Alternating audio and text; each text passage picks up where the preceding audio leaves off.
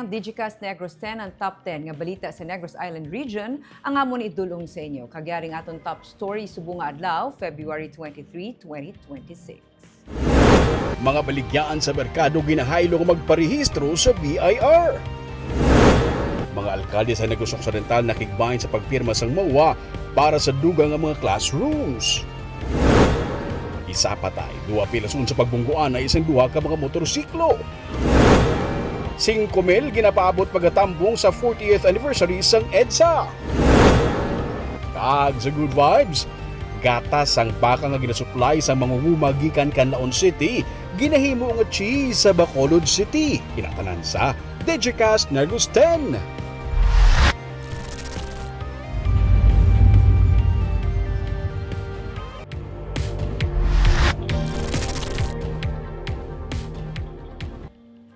Sa number 10, mga alkalde sa Negros Occidental nagpirma sang MOA sa Malacañang para sa pagpatindog sa mga classrooms sa Tagsa kay LGU. Nakigbahin ng mga alkalde sa Negros Occidental sa ginpatigayon ng Memorandum of Agreement o kun MOA signing kaupuran Department of Education para sa nationwide classroom building program sa Malacañang sinila mga hapon, Lunes. Tuyo sini nga masolusyonan ang kakulang sang classrooms sa pungsod nga sa karon ang gina-estimate yara sa 144,758 units. Ginbato ni Presidente Ferdinand Marcos Jr. ang nasambit nga MOA nga ginpirmahan sang DepEd kag mga alkalde sa pungsod. Suno kay Marcos, pinaagi sa sini nga programa ginahatagan sa mas dako nga papel ang mga city government nga magpatindog sa mga proyekto kaangay sang classrooms. Ang DepEd naman ang magatalana sa mga pagsulundan agud masiguro nga ang tagsa ka mga classroom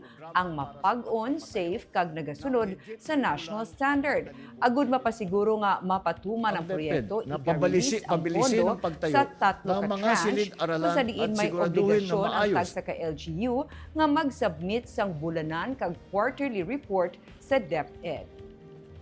Ginpahayag pa ni Marcos nga sa idalom sang 2026 General Appropriation Act, masobra sa 85.39 na billion pesos ang gintalana sa basic educational facilities. May 149 ka mga syudad sa bilog nga pungsod ang naglagda sang amo nga MOA sa DepEd. Magluwas sa mga alkalde, nagtambong man ang pila ka mga estudyante gikan sa nagkalain-lain nga mga buluthuan.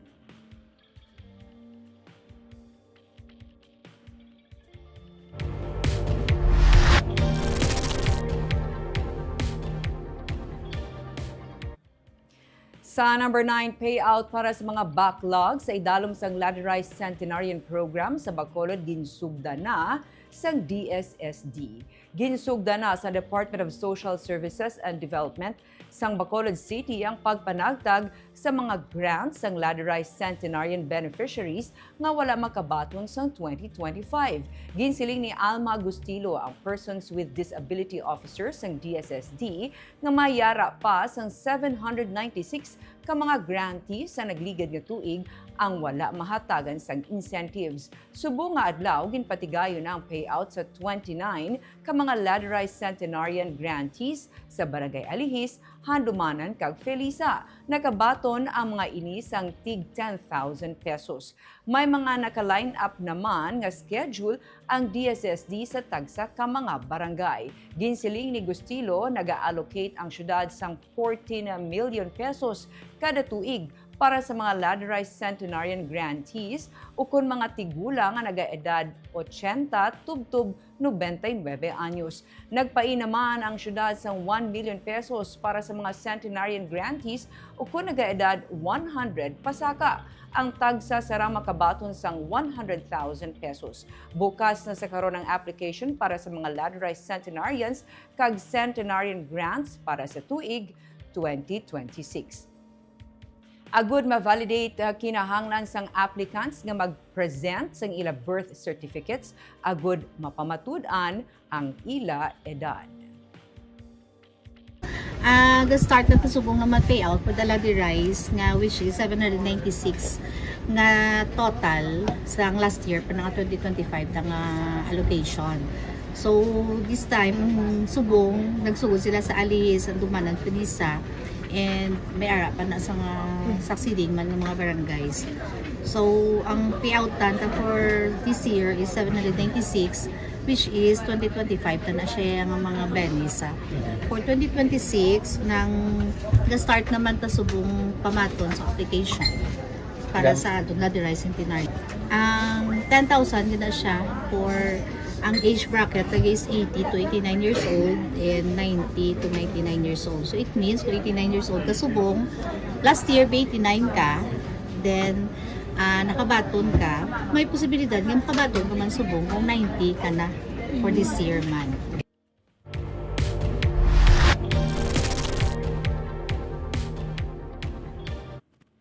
Sa number 8, empleyado sa gobyerno dakop sa buy-bust sa Siquijor. Isa ka empleyado sa gobyerno ang nadakpan sa ginpatigay nga drug buy-bust sa Barangay Canal, Banos ng Siquijor, sa probinsya ng Siquijor. Ang nadakpan na mo si alias Gilbert, 37 anyos, nagaobra bilang assistant statistician kag residente sa Barangay Poblasyon sa Siquijor. Ginakabig sa otoridad si alias Gilbert bilang isa ka high-value target.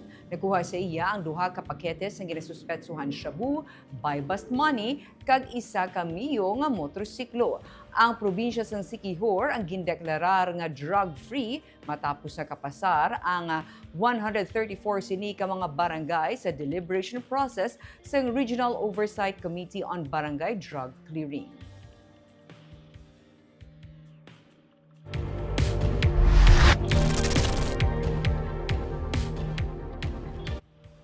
Sa number 7, mga tulaan sang tawo na sapwan sa Barangay Mansilingan sa Bacolod. Mga tulan sang tawo nakitaan sang caretaker sa kampo nga sakop sang Hacienda Guanzon, Simon Peter Village sa Barangay Mansilingan sa Bacolod City. Nakasuksok sang itong nga bayo kag shorts ang kalabira. Sa bayo sini may nakaimprinta nga beach please. Isa ka tsinelas nga sky blue ang nakitaan man malapit sa mga tulan. May kabudlayan ang pulis sa pagtumod kung iya sang babae o kung lalaki ang mga tulan bangod na agnas na gid ini. Padayon pa nga gina-identify kung kay sino ang nasambit nga mga tulan. Wala naman sang may na-report nga missing sa lugar.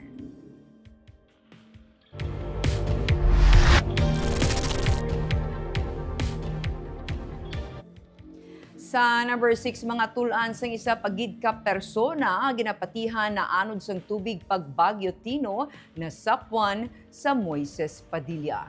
Nasapwan ang mga tulan sang isa ka tawo sa Hacienda Lilia, Barangay Crossing, Magallaon, Moises Padilla, Sabado sang hapon. Suno kay Police Major Ryan Villasario, ang hepe sa Moises Padilla PNP, isa ka residente sang among nga lugar ang nakakita sa bangkay. Ginapatihan nga isa pagid ini sa mga casualty sang Bagyo Tino sa nagligad nga tuig. Wala pa makilala ang amo nga persona pero ginalauman nga pinaagi sa na-recover nga kulintas kaupod sa mga tulan, makilala ini sang iya nga pamilya. Nagapanawagan ng pulis sa mga may nadulaan sang himata bangod sang paghalit sang Bagyo Tino nga makig-angot lang sa PNP.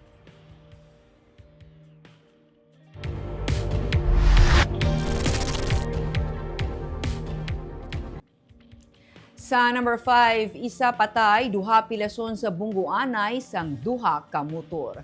Patay ng isa ka persona samtang duhang pilason matapos magbungguanay ang duha ka mga motorsiklo sa atubang sang isa ka convenience store sa Felice Road, Barangay Mansilingan sa Bacolod City, Sabado sang kaagahon. Ginkilala na patay kay alias Ricky, 50 anyos, samtang pilason ang iya angkas ni si alias Jolly, 21 anyos. Sila ang pareho residente sa Barangay Mansilingan. Nakaangkon man sa mga pila si alias Alejandro, 38 anyos, taga Barangay San Miguel sa Murcia, nga amo ang driver sang isa pagid ka motor nga involbado sa insidente. Nagwa sa investigasyon nga padulong norte sang Felice Road ang rusi nga motor nanday alias Ricky kag Jolly sang sila ang nag-overtake sa isa ka wala pa mahibaluan nga salakyan kag nakabunggo sa nagasugata nga motor ni alias Alejandro.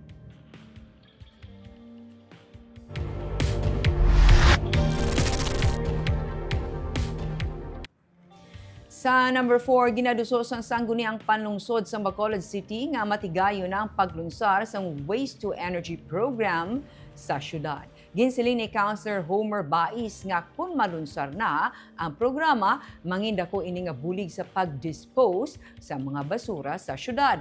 Ginklaro man sini nga wala sang gastuhon ang syudad sa pagpatuman sang amo nga programa, bangod may mga private investors na nga mag-aako sang tanan. Ang private partners nga magasulod sa syudad ang mayara na sang clearances kag accredited na ini sang Department of Energy. Dugang pa kinahanglan man sang private investors nga rentahan ang sanitary landfill sa Barangay Felisa agud makapatukod sila sang ila istruktura. Ginduso na sa karon sang SP ang pagpasar sang ordinansa kag ang pagplastar sang sanitary landfill agud nga matigayo na ang waste to energy program. Ginsiling ni Mayor Greg Gasataya nga prioridad sang syudad ang masugda na ang WTE bangod magabulig ini sa pag-iban sa mga basura kag galastuhon sang syudad. 110 million pesos ang ginapain nga budget sang syudad sa pag-maintain sang sanitary landfill sa Barangay Felisa. Apang siling ni Gasataya, kung masugda na ang programa, magadubo man ang gasto sang syudad para sa maintenance. Aside pa, ang pag-maintain, meaning kung less na ang basura, less na maintenance, 110 million, mas makat pagidi ang budget nga gagawa sa city. Meaning nakita namon maayong very advantageous to the city. Kaya gusto namon na makauna ang syudad sa Bacolod. Duso sa sining programa. That's why ginadalian man ni namon nga ordinance. Kagasad sinamar ang whoever the proponent, rentahan niya pa ang landfill. Kung pila ka hektarya, marensa. Sa una, gasto sila, wala gid income. But with this, kung pila ka hektaryang iya tindugan sang iya structures, mga machines, arkilahan niya na isa syudad, kag sa prevailing na rate. Kung pila ang i-appraise sila sang syudad.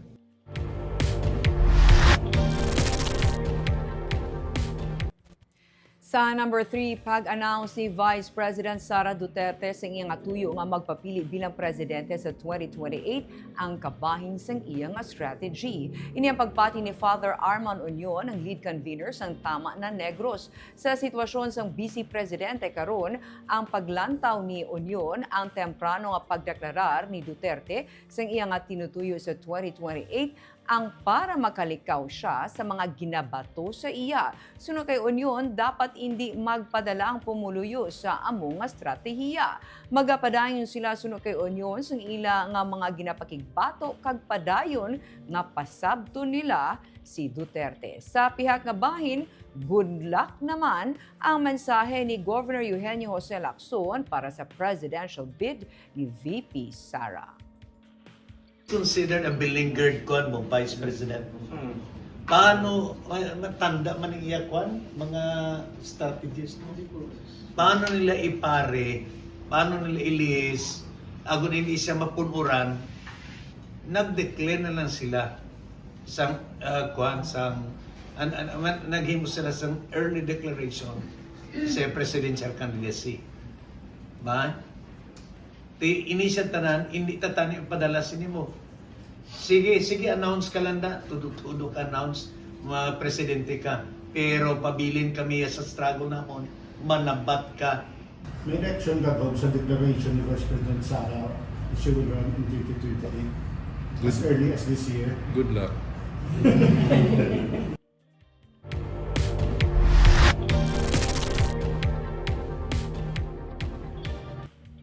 Sa number 2, 5,000 na ginapaabot nga magatambong sa pagdumdum sang 40th anniversary sang EDSA. Isa kami sa kag pagmarcha sa dalano ng Patigayunon sa Bacolod City sa pagdumdum sang ika-40 anibersaryo sang EDSA People Power Revolution sa Pebrero 25. Sa press conference kagin patigaan kay sang aga sang grupo nga tama na Negros 1C, C3 kag CGGB ginsiling ni Father Arman Union nga hindi maglubo sa 5,000 ang ilang nga ginapaabot nga magabuylog sa padayon nga panawagan kontra korupsyon kag sa kapigadohon.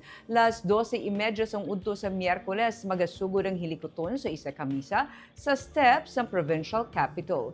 Ini ang pamunuan mismo ni Bishop Patricio Buzon.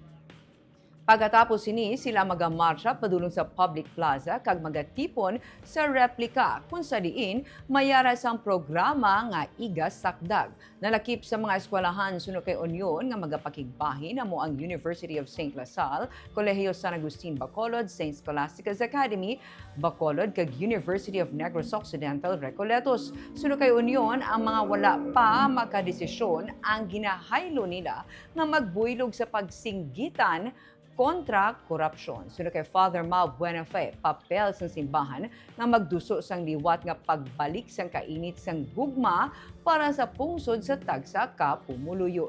Hindi dapat pagkalipatan suno sa ilang pagpakigbato para sa demokrasya kag hustisya.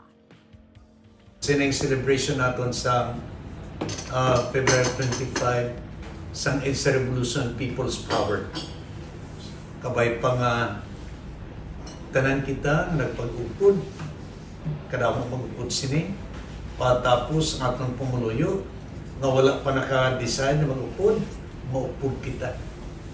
Kagdungan kita panayon. Ari sa aton ang gahom, ari sa aton ang solusyon sa problema. Nanay sa inyo tanan, kabay pa, kabatunon ninyo among pag-agda, puto nato natong gawilingon. Dalun naton aton kaugalingon sa dalanon, kaluwad, aton isinggit. Tama na, sobra na. Padayon kita. Damo na po failures, yet we never give up. Kag ang simbahan, tinguhagin ka matipon liwat, pag sa tindahan ni Father Arman Kaina, masindihan liwat, mapadapdap ang kainit sa pagigugma sa pungsod, no? Sa demokrasya kag kahilwayan. So, ang mga papel naman diri, buligid, organize sila.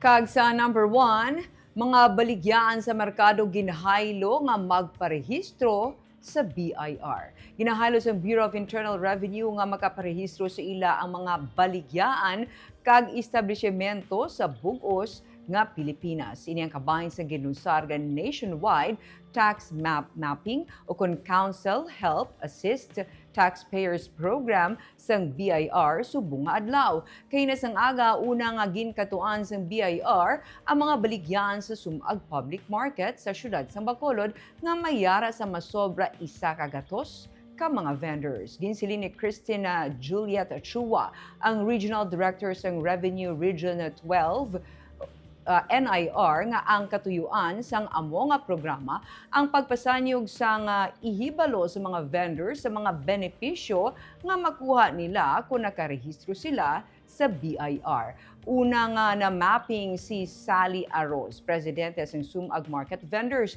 Ginsiling sini nga wala sila nagparehistro bangod wala man ini sa mandato sang ila barangay. Apang matapos siya nga naistorya sa BIR, nahangpan niya nga mas maayo na nga mag-comply sila para mas mangin legal na gid ang ila nga baligyaan. Lakip sa mga common findings sa mga failure to register kag failure to keep and make entries of the books of accounts.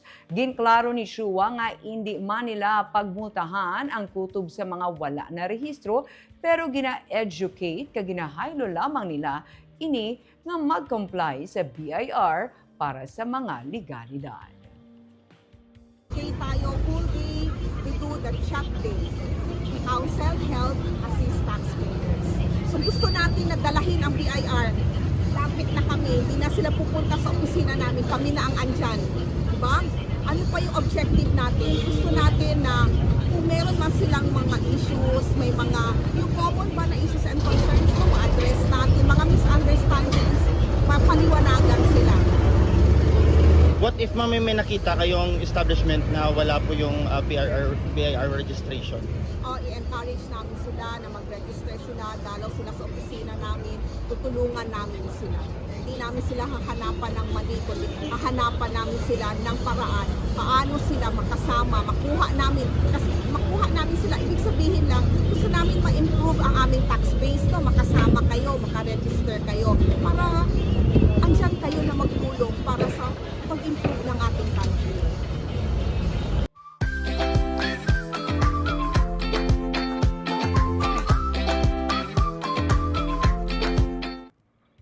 Sa Good Vibes Gatas ang baka nga ginasupply sa mangunguma gikan Canlaon City, ginahimo nga cheese. May report si Romeo Subaldo. Si Ted Matas mismo ang nagapangamot sa pag-deliver sang gatas sa iya nga mga baka sa Bacolod City. Ang mga galon sang gatas na sulod sa mga styro boxes nga may ice. Kinanglan nga halungan kay gamiton ini sa paghimo sang cheese. Taga Canlaon City pa si Ted. May 26 siya ka mga baka kag samtiri ginagatasan. Nagasupply siya sang gatas sa mga feeding program sa Canlaon City kag sadtuanay nagadeliver pa siya sang gatas sa Dumaguete City. Ugaling, siya do kalayo sang Dumaguete para sa iya, masobra sa 180 kilometers. Nag-abot sa punto nga drum sang gatas ang gasobra sa iya kay wala na siya sang supplyan. So dati, sir, damo ang oversupply ka. Oo. Damo, gid. Drum nga gatas. Kasobra lang. Oo. Pero Kaya gusto na, may processing to. Ginobra lang namon kuan. Labs. ano ginobra? Yung lactic acid. Bacteria ba? Ang ginakulture buta nga namo iyan. Oo. Eh libog ng sa Hindi ka makablokot ng obrahon kaya kasi oversupply. Pero sumugod sang nagpatukod sang cheesery si Ramon Oy Sr. para sa Fresh Start, may ginadulo nga na si Ted sang supply sang gatas. Ining iya gin-deliver, masobra sa 200 kalitro sang cow's milk nga gamiton sa paghimo sang cheese. Dako ini nga bulig kay Ted, kay kung ikumpara sa Dumaguete City, mga masobra lang sa 80 kilometers ang iya igabiyahe para mag-deliver sang gatas. Diri na siya nagadulong sang cow's milk. Mas easier pag ina mo i-deliver dali. Oo. Kag-add-on man siya sa kuan, iba nga transaksyon naman ni sir sa compost para maisa lang yung kuan ba. Hindi na mo libot-libot ba. Si Uy, nagaplano nga i-expand ang cheesery nila. Kadamo na sang pastry shop, hotel, chefs kag resorts nga naga-order sang ilang nga cheese kag may orders na sa Gua sang Negros. Kaya na subong is around 500. Away. Liters So away. paano mo siya madugangan ni mo? Ano yung dugang mo mga supplement? Pwede ka kadugang equipment para nga madugangan mo yung Pwede sa mga molds, ratong molder, pinadanta mga tagkok ng mga pan, Rosson chiller. at mga burner. Pinadanta i-set up with. Sige. Okay. So pwede ka expand ng isa ka diyan. So may chiller ka kita sa kuha sa mong tayo. Okay no. Pwede na siya. Pwede na mas mamay pag nasa. Si Ted, preparado para diri. Kung magsaka ang demand, may mga magagmay pa siya nga baka nga pwede amat-amaton himuon pang milking. In case ko na magdako ang iyang demand before cheese, makasarangan pag isang dugang nga baka. Panangkamutan na. Pero meron ka nagagmay nga baka ngayon og-raise naman. Pero ka sa visit din yung mabutang mo diri sa kuko. Mas mayo kung may ari di sir. Sa iba maglantaw. Sa kada adlaw, masobra na sa 1 kagatos ka litro sang gatas ang maproduce ang iya nga mga baka. Kulang pa sa demand para sa iya, gani pati ang mga iban nga mga manugbaka sa Canlaon City nagapadala na sang ilang mga gatas sa nagadako nga demand diri sa Bacolod City. Romeo Subaldo para sa Digicast Negros. Kaya kita nag-shoutout sa ating mga live viewers kay Marieta Minyada. Good afternoon, Digicast Negros 10. Good afternoon to you. Jocelyn Loquero, good afternoon, Digicast team. Happy Monday, watching live in Hong Kong. Jubea Yap Janala, pleasant afternoon, Miss Barbara Mijares and Digicast Negros, watching from the home of Penagbenga Festival, of course, Baguio City. Hensley Cecil Alguna Mumbai. Good afternoon, Digicast Negros and IR. Good afternoon sa imo, ma'am. Gloria Bantigue. Good afternoon, Ma'am Barbara Mijares, watching live in Pulupandan. Happy Monday to all. Glenn Herjun. Good afternoon. Please shout out kay Sarah May Velasco sang Silay City. Hello, Sarah May of Silay City. Jessery Garucha Hevero, Maayong hapon, Digicast. Ma'am Barbara, always good watching. Ma'am, please shout out kay Sean Andre. Congratulations kay with high honors. Oy, congratulations, Sean Andre. Salamat gid, ma'am. God bless. Chona Evangelista Caredo, maayong hapon, Digicast Negros, watching from Singapore. Kagamuya itong top 10 stories of the day, tubtubwas. Ako si Barbara Mijares. Maayong hapon.